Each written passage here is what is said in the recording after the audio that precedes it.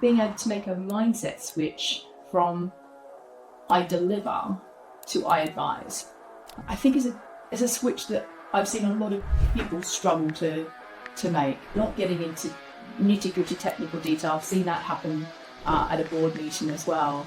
So just lose the board very quickly. They didn't want any of that.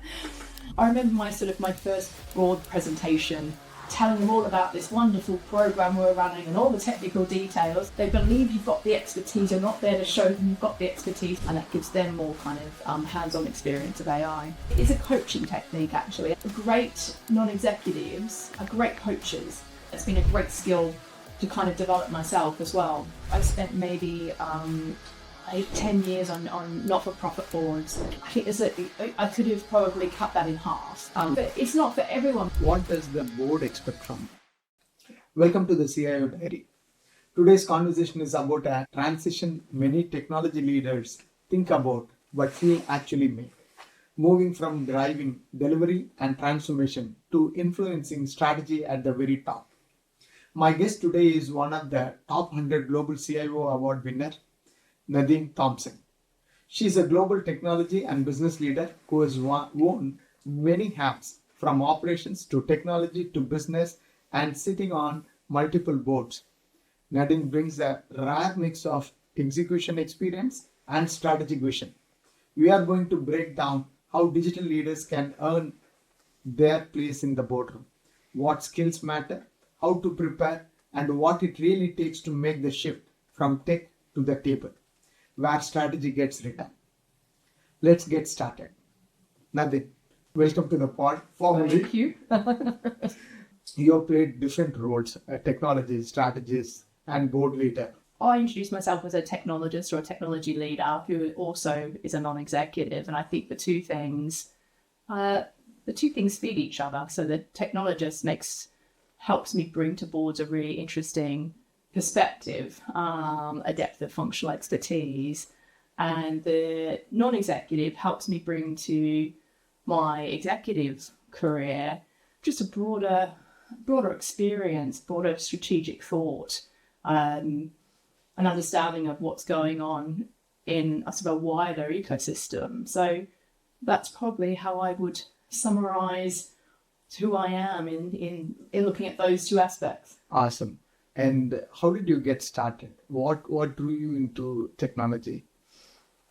Well, I went to university to become a vet, and I was going to, yes, I loved animals growing up, and so my 17-year-old self had this wonderful romanticized ideal about being able to play with puppies and kittens all day long. And then I went and did work experience as a vet, and it's got much messier reality than Wow. than I expected. And so I quickly pivoted in university to picking up actually computer science. And it was at a time where, remember this time where I think the internet was really taking off and email was becoming a thing, and I could see that technology was just going to go and shift the way we do things, like on a social perspective and on a work perspective. And so it ended up being a very good bet. And that's how I ended up in technology, because I didn't want to become a vet and had to pick up a elective subject, which ended up being computer programming. And also I found it super interesting as well. I found that the creativity around problem solving when it comes to technology, I really enjoyed. Wow. I didn't expect that answer that you started from. So I could have been sitting here today talking to you about cats and how to look after your I don't know your pet, but it's been a different journey. Amazing. Yeah. So, and you have also been into different industries as well, right? From travel, media, retail, advertising, and so on. How that has helped you to transform to the role what you are playing today? Yeah, it's a good question. I found I really enjoyed learning different business models and understanding technology in a business and understanding how a business worked, and then sort of moving to a different industry and sort of So, for example, travel and understanding the consumer journey for travel and how people book online, but also we're going at that point into travel agents, and then going and doing a totally different experience. Like I went into cinema and then learning all about some digital technology and video technology. I think for me, it's just been fascinating understanding different technologies, different businesses, and that's helped me sort of really get a nice broad understanding of, I think, business, industries, and the landscape. And it's helped me come into one organisation and say, oh, I've seen this done really in one way. I think whether it be a finance implementation or the way data is used in an organisation. So I've seen it done one way, perhaps in BP when I worked in sort of the enterprise systems there, and then coming into a different organisation. So I went into insurance and sort of thinking about kind of how could I bring that experience I'd had in one organisation into another. And so that's really helped progress my career. It's helped me really develop much more strategically as a leader and thinking about different businesses and how to really grow a business, what the levers are in a business, and how organizations work. Wow. So clearly a very positive impact. Yeah, it has been. What inspired you, or what motivated you to look at considering a non-exec role? Because you did not start now. You started I think probably 10 years before. Yeah, I did. So I've always had, I suppose, a clear career direction that when I finished my exec career, which is not just yet, but in time to come, in 10, 15 years, that I wanted to go portfolio, non-exec. And I felt I could really bring a wealth of experience from different industries, from my technology experience, and from my ability to, I think, strategically look over a scenario and to help advise what the best way forward might be on that scenario. And so I started a long while ago in kind of making that move into non-exec. I did it, as you sort of suggested, I did it initially through going in the not-for-profit sector and becoming sort of a trustee on a small not-for-profit. And that was my first experience of getting into that sort of area. And I just loved that it broadened my mind. I was having, in an executive career, particularly early on in your executive career in technology, when you're not on the C-suite or not on the executive, your very day-to-day is all about kind of technology and delivering and, either efficiency operations or delivering a project. So it was really refreshing to step back and think about what impact does this business have or this not-for-profit have on the world. So one of the initial ones I did was Host UK. It's a not-for-profit which helps international students who are in the UK experience life in the UK by matching them with a UK family to host them for a weekend or a week. So they can... That you think an IT leader should have to have a seat in the board? What are those critical skills? I think there's a couple of things, and not many of them are IT or technology. So first of all, I think the communication skills, incredibly important. Being able to communicate to your peers at a board level, to executive teams. So I think that is something that maybe doesn't always come naturally to technology leaders. To some leaders it does, but to some leaders it doesn't. I think that's an important skill people need to develop and have.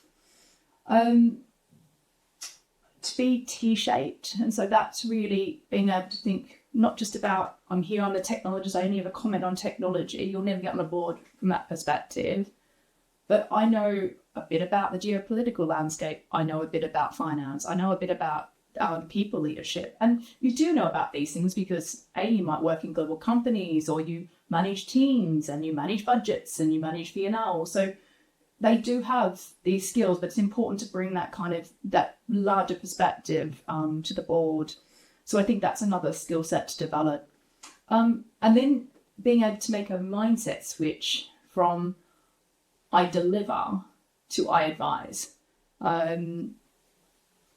What we often do in our executive careers is is deliver. Absolutely. Get things done. Yeah. Say what you do and do what you say. Exactly. And that's what we're measured on. That's what we're rewarded on. On a board, you're not delivering. You're indirectly influencing. You're coaching. You're advising. And they're different skills. And so you're not there to deliver. There's somebody already, well, it should be somebody in that organization already doing, a delivery, a senior technology delivery role. You're advising the organization and you're helping steer the executive to think about challenges, opportunities, risks, both on from a technology perspective, but also a broader perspective as well. So whether it be commerciality with a business strategy. So that skill set around moving from I deliver to I advise, I coach, I think is a switch that I've seen a lot of people struggle to make. I think I agree. You spoke about the T-shape, right? So you're saying go depth on your digital or whichever your area of expertise. Some people have transformation as their or finance. And have a broader experience cutting across all the key pillars of the business. So that's very interesting. People forget about the importance of that layer. How important, you touched upon finance now, how important is the financial acumen is for a digital leader? Well, it's incredibly important because one of the key accountabilities of the board is to ensure that an organisation has financial sustainability. They have to sign off the organisation's accounts, and that has a legal responsibility around it. So you do need to understand finance to a reasonable level. And again, many of my C-suite peers will be managing large budgets, will be potentially looking after P&Ls. So there's not a lack of experience there, but there is a need to broaden that understanding. So one of the things I did when I first sort of went onto boards was I did a course in understanding financial statements. So you can understand the sheets, you understand some of the things to look out for. And another thing I did when I first went on boards is I had a board buddy at my earlier boards, which was a finance person. So they had depth of expertise in finance. And I'd maybe sit down with them after a board meeting and go through the balance sheet and get them to explain different pieces to me or ask them questions. And I think that kind of mentoring was really helpful for me in the finance side of things. So I think there's ways and means. I think you've got the core skill set and there's ways and means of adding to that skill set to make sure that you've got enough financial understanding to be effective in the boardroom. Wow. And because critically when we run any function, you have to manage the cost, etc. So as a cost center, you manage, but you're saying it's not just the cost center, also be able to look at the balance sheet, look at the profitability, and look at the whole gamut of how the business runs and so on. Exactly. And that's also just very educational for you as an individual. And then to come back and look at your business annual report and understand what's going on in your business more is really effective. I think it helps get you closer to the business and the operations and the strategy. Wow. What does the board expect from them? What kind of things and IT leaders should they expect in those kind of conversations? How do they prepare themselves for that? Yeah, I think I remember my first broad presentation when I was kind of a while ago now, when I was on a sort of coming into sort of my early senior leadership roles, and not really understanding, I think, what the board wanted and telling them all about this wonderful program we're running and all the technical details. They didn't want any of that. I think boards want to understand kind of why you're doing something, that you've thought about it from different angles, that you've understood the opportunities around it, they've understood the challenges, you've looked at the risks.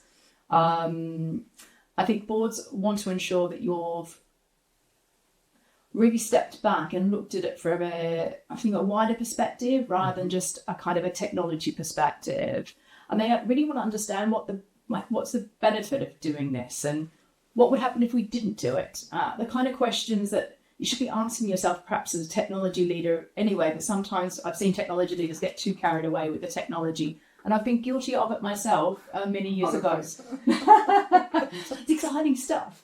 But I think it really is putting it into sort of board speak. Like, boards are all there. They're managing compliance, governance, risk. They're making sure that the business strategy is sound. They're making sure that kind of they're helping steer that business strategy in the best possible way. And so thinking about kind of framing what you're presenting to the board in more of those terms, and not getting into nitty-gritty technical detail. I've seen that happen at a board meeting as well.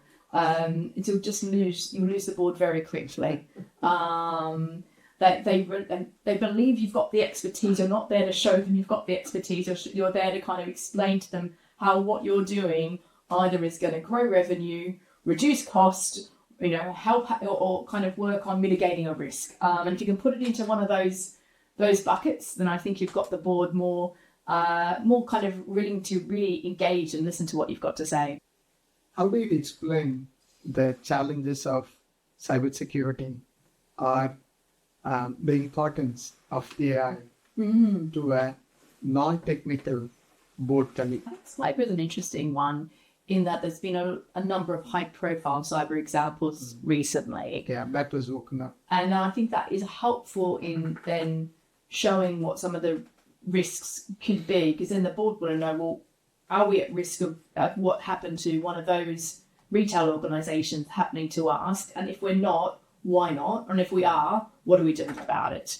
And I think explaining cyber to them in that way is quite useful. Maybe kind of what happened to that retail organisation, and therefore what have we done differently, or where are we not spending money which perhaps are giving us risk? So I think there's that way of doing it.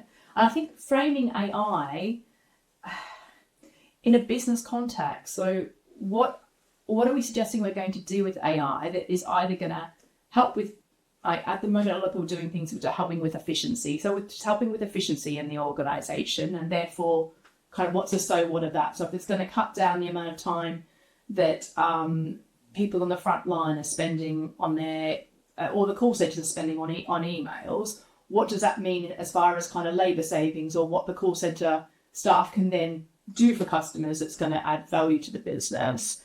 Or if you're looking at AI for sort of driving a business forward, driving growth, what do we think the opportunity is there? And I think that's where boards are more interested. So it's not coming in and talking about the latest ChatGPT model, which we have several versions already. I can't keep up the numbers. And it's the number of tools that is coming out. There's a lot of tools. Yeah. Keep a track on it. I know I've got some Gemini and Claude and ChatGPT, and I can't remember which one I've asked a question of what. So there are a lot of different tools, but I think that's helpful because they're so accessible. Board members are playing with them as well, and so that's starting to then generate questions that they're asking kind of at board meetings. And I've seen boards starting to do things like using tools to summarise board meetings or things like that. Obviously, needing to be very mindful of privacy and security concerns.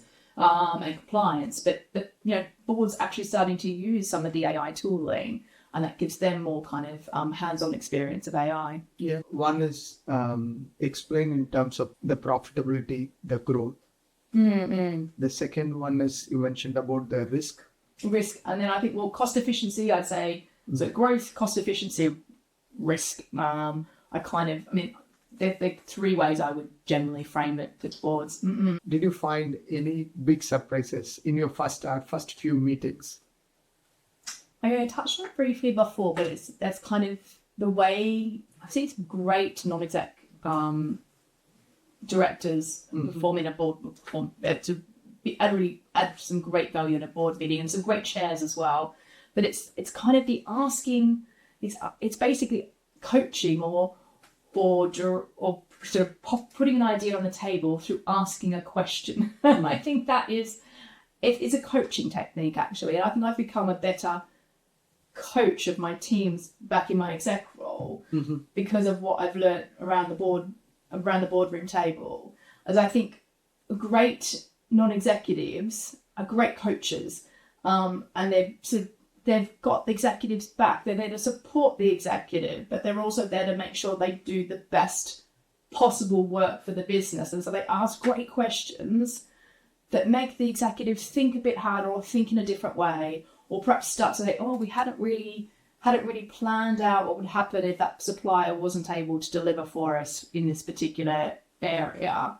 And so watching that happen has been it's been fascinating, and it's been a great skill to kind of develop myself as well. If someone starting to think they just not just started, maybe 5 years into the IT leadership position, now looking at what you started doing 10 years ago, what is the first step they should do?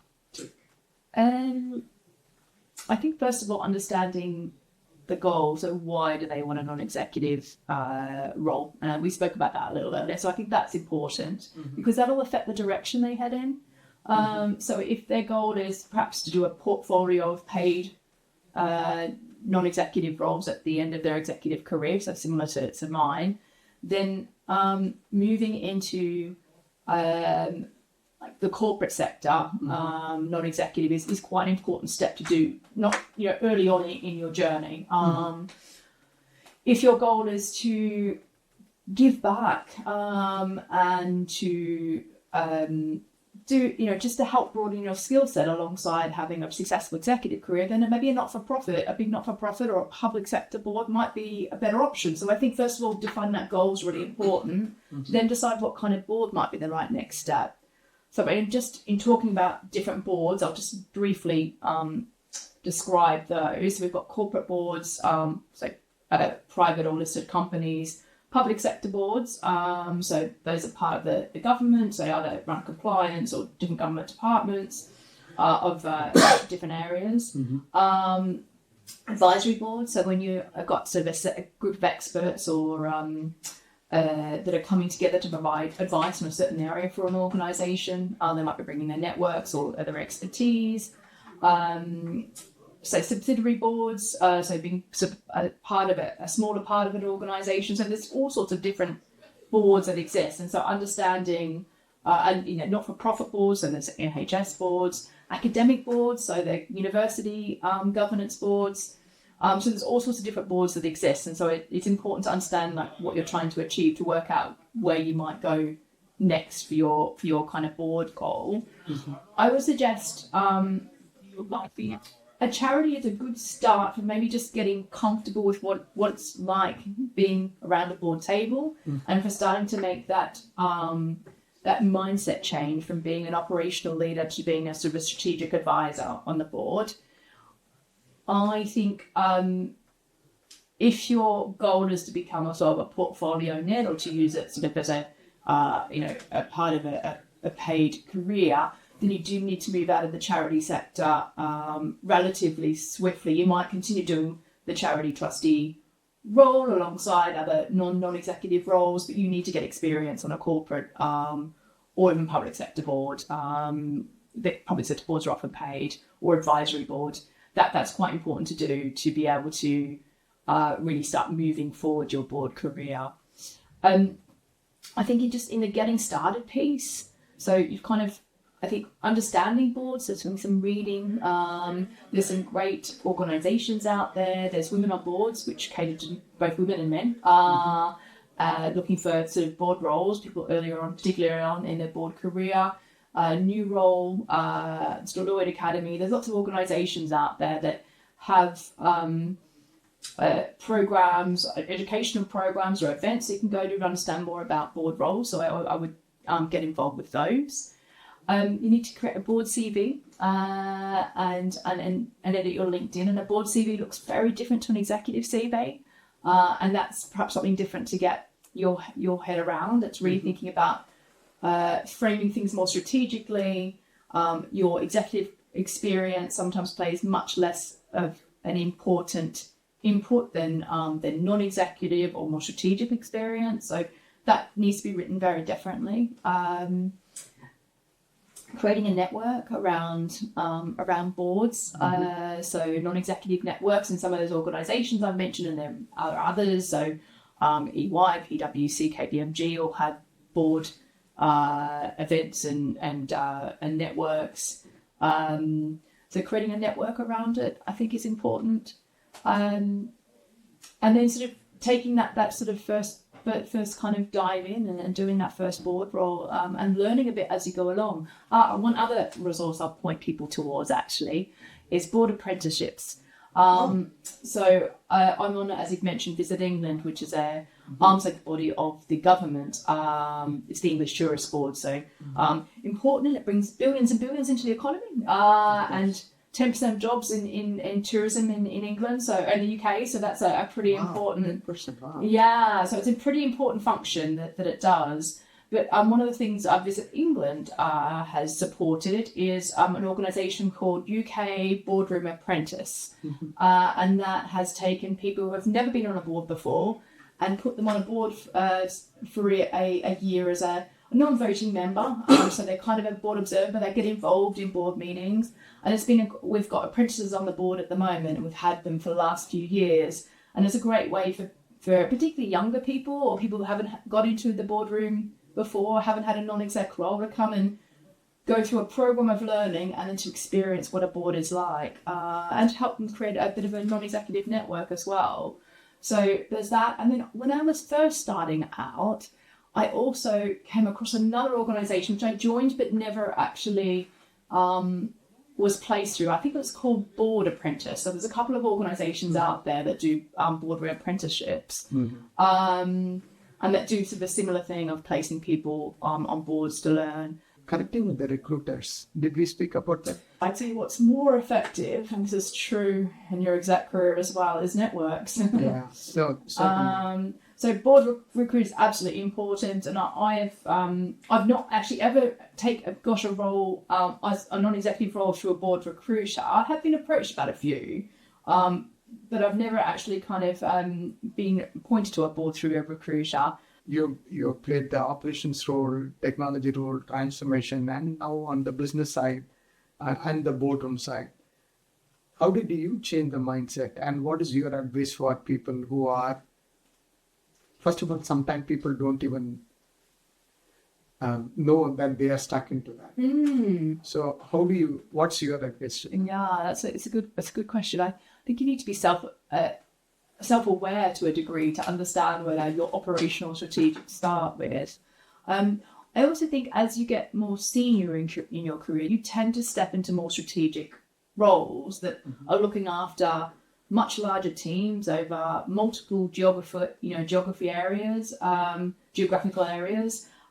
with very large budgets. And you can't, if I think about sort of my executive roles, there's no way I could be in the detail of all of the things going on in technology and deliver for multinational organisations. So I think you kind of naturally do start to make that shift as you move into C-suite roles and then into bigger roles.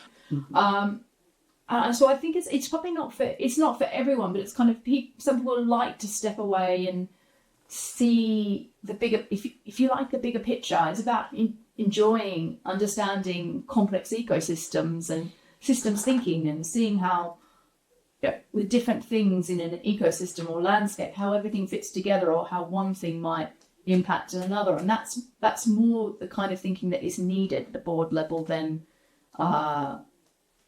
getting down to the nitty-gritty of delivering a project around a data warehouse or something like that. So you're saying board doesn't care about the technology implementations? You're unlikely to sit in a board meeting and have a debate whether you should be using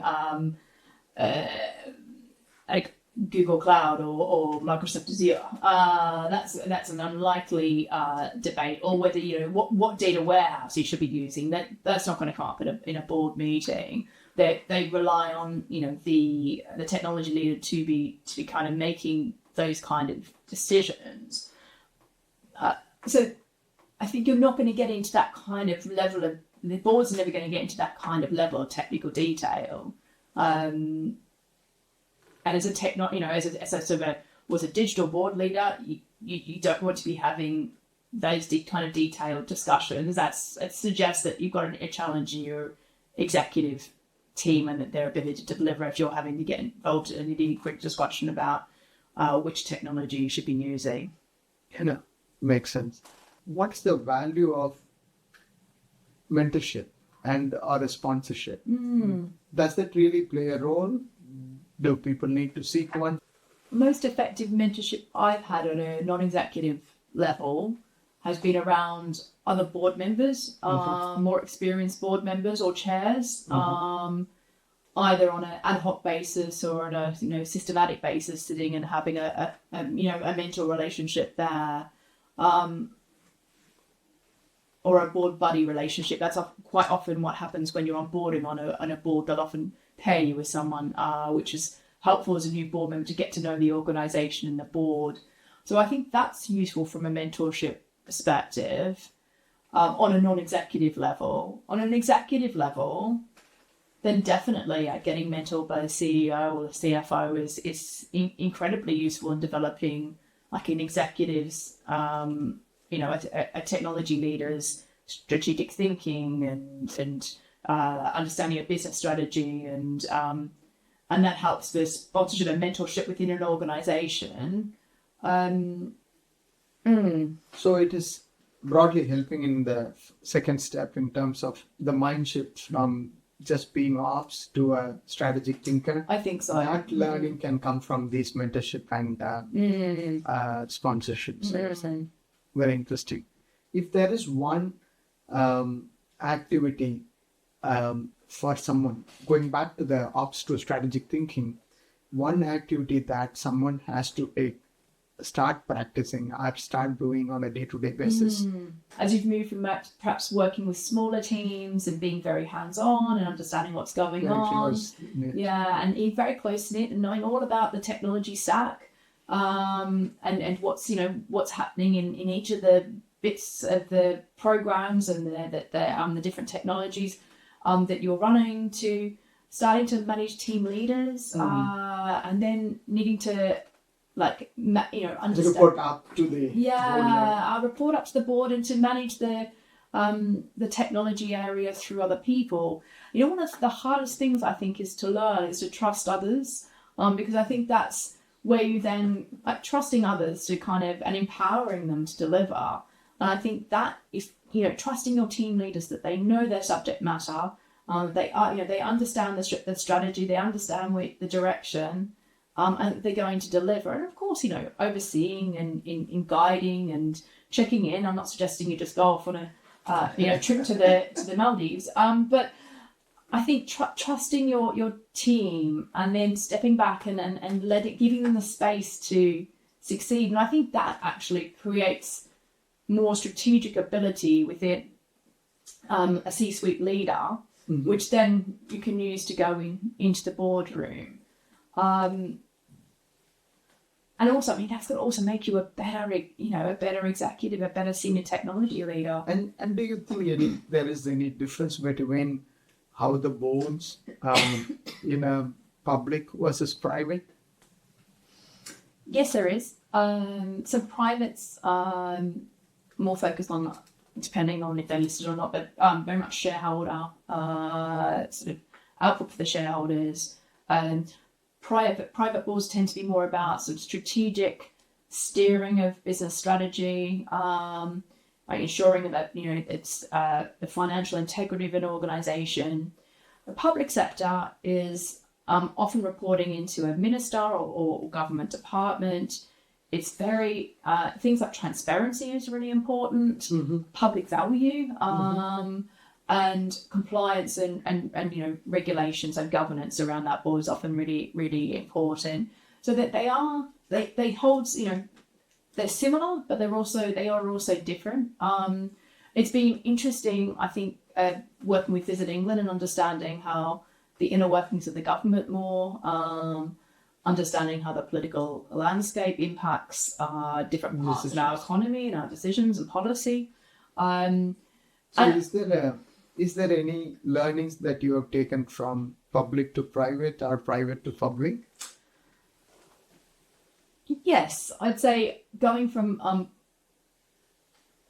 private to public, I think commerciality is definitely a learning, and speed of action.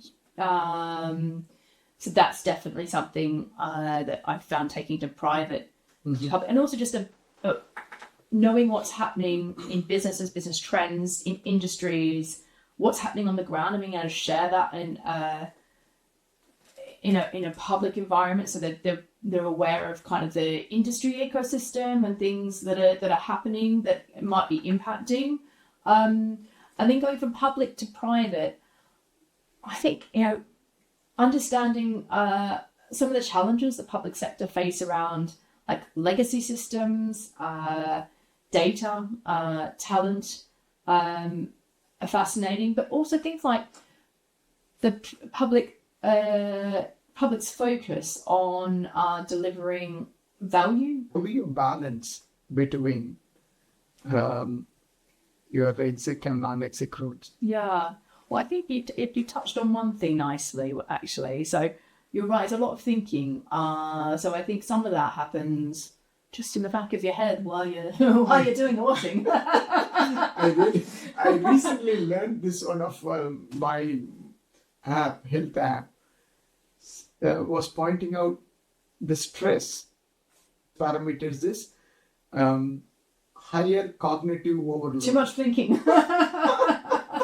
So if you have 3 roles to play, yeah, you are multitasking. That's true. And you are all the time thinking, and you are switching from my exec role, this is what I need to deliver tomorrow, this is what I need to go and attend what. So how do you really manage Well, that? I'm not wearing a Fitbit. It's not telling me I'm thinking too much. No, I think so. Boards or non-executive roles require quite a bit of reading. So there's reading kind of up before the board meeting. The board packs tend to be quite substantial, so it's making room for that. And then there's a need to kind of touch in with different people in the organization for the non-exec role, and then there's actual board meetings. So some of the things you can plan into your day. Like I might spend half an hour in the morning having a conversation with someone for my non-exec role, but because I manage my own time, and my day's not a standard 9 to 5 anyway in an exec role, I very flexibly just kind of weave it into what I'm doing. But you do need to realise that you're giving up maybe some of your evenings or some of your weekend time to dedicate to that non-exec role. So I think it is understandable that you do need to allocate some time to it. And when non-exec roles are advertised or you're going through an interview process, they'll give you an idea of what kind of time commitment might be involved. Usually times it by 2. Thanks, Rachel. Lovely. So you didn't touch upon how are you managing it? Oh, I think I just weave it into my week. So I might spend half an hour on a Tuesday morning and have a conversation. I might do a bit of reading on a kind of a Thursday evening for an hour, and then I might join a board meeting on another day. So I feel like it's interwoven into my. So you really love what you're doing. Yeah, I think that's an important one. That's the only way you could do it without stressing too much. Yeah, I think you do need to be interested in the. Well, I think on both an exec perspective and a non-exec perspective, you need to be interested in to some degree what the business is doing, or what the organisation you're a non-exec on is doing, because you're going to spend time like having discussions about it and reading about it and thinking about how this organisation fits in with what's happening in the news today, or how you might grow or prevent a risk for an organisation. So I do think it's important that you're interested in the subject matter. If you have to step back 10 years, how would you start? And is there a way you would have fast tracked? You would have had several learnings along the way. Yeah. And you could have said, instead of doing this, I could have done this. So how would you do it now? I spent maybe 10 years on not-for-profit boards. And some of it I did because I was generally interested in the organisations, but some of it I did because I thought it was great grounding for moving into sort of paid non-executive roles. And it is good grounding, but I could have probably cut that in half. So I think, depending, again, thinking back to what your goal is, that if your goal is to kind of create a portfolio, then not spending too much time just working on not-for-profit in not-for-profit boards and expanding more quickly into other boards, I think is important. So that's probably something I would have done a little bit differently. I think the non-executive network, building that up, because it is different to your executive network, and that takes time. All networks take time to create. I think I would have started that earlier and joined with some of the organisations I mentioned. I joined with them maybe 6-7 years ago, and I wish I'd done it a decade ago. So I wish So I wish I'd sort of joined those organisations earlier and got involved in them earlier. I think that would have helped with my, build my non-executive network more quickly. Every bit that you shared is very insightful, real, and it will definitely help many IT leaders who are looking into their next step to learn from this. Thank you for sharing that wisdom, and thank you for sharing that experience. Lovely to have this conversation. Thanks for having me. Thank you. That was Nadine Thomson, sharing her journey from leading global transformations to shaping decisions in the boardroom. What stood out for me in her message, that influence comes not from what you do, but from how you think. Moving into a non-exec role isn't about leaving technology behind. It's about bringing that digital mindset to help shape the future. Thank you for tuning in to the CIO Diary. If you enjoyed the episode, please follow, share, or leave a comment. It really helps us to bring more conversations like this to life. Until next time, stay curious, stay thoughtful, and if you are a digital leader, start building your skills, relationship, and confidence to make that next big move.